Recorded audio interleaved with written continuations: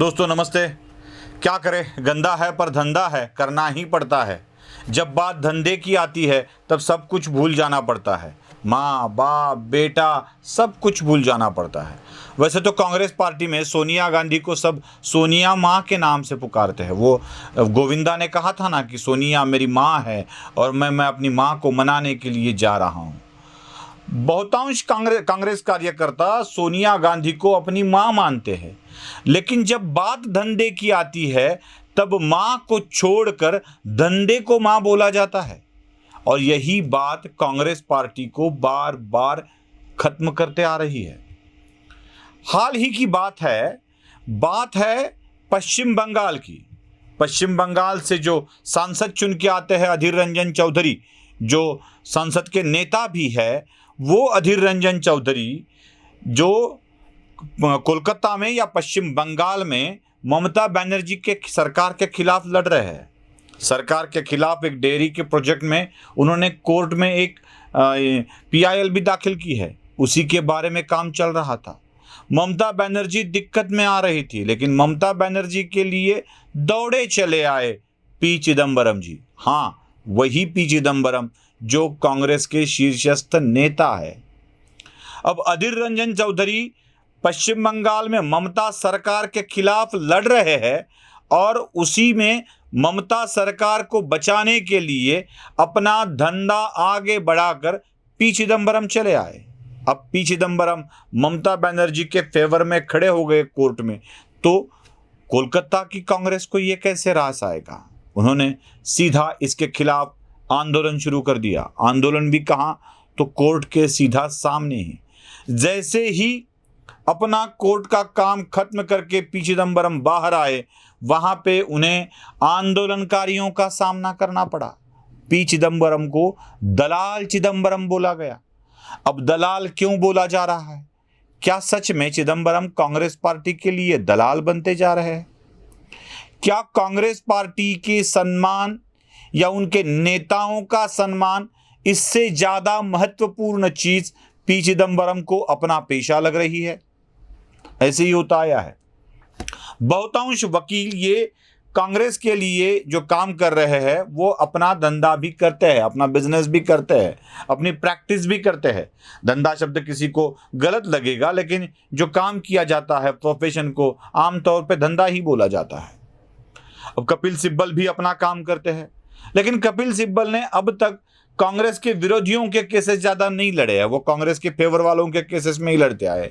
लेकिन पी चिदम्बरम ने सीधा सीधा अपने ही नेता के याचिका के खिलाफ अपने विरोधी पार्टी के लिए वो काला कोट पहनकर कोर्ट में खड़े रहे।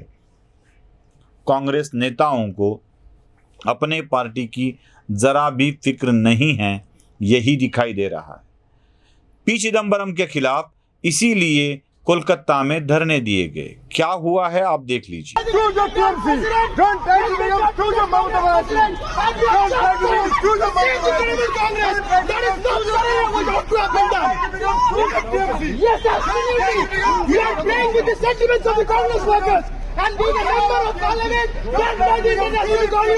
Because of you people, because of certain persons like you, that the party is not being able to stand up.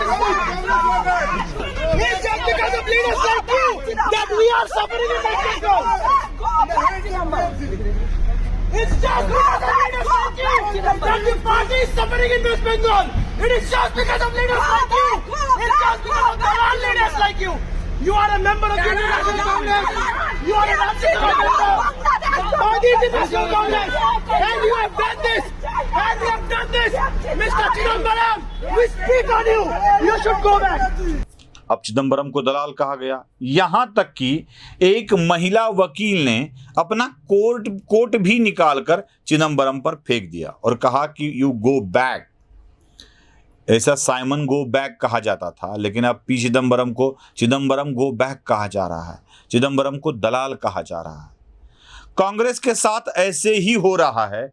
जिनके ऊपर कांग्रेस निर्भर है वो कांग्रेस का ऐसे ही साथ छोड़ते चले जा रहे हैं। मुझे तो अचरज इस बात का है कि जो लोग कांग्रेस को खत्म करने के लिए देश में तीसरा मोर्चा निकालने पर लगे हैं। मतलब शरद पवार भी देख लीजिए, उद्धव ठाकरे को ले लीजिए। शरद पवार और उद्धव ठाकरे मिलकर ममता बनर्जी को साथ लेकर, आम आदमी पार्टी को साथ लेकर एक तीसरा मोर्चा खोलना चाहते हैं। पंजाब में आम आदमी पार्टी ने ही कांग्रेस को धराशायी कर दिया है। ममता बनर्जी ने वामपंथियों के साथ साथ लगभग बंगाल में कांग्रेस को खत्म ही कर दिया है।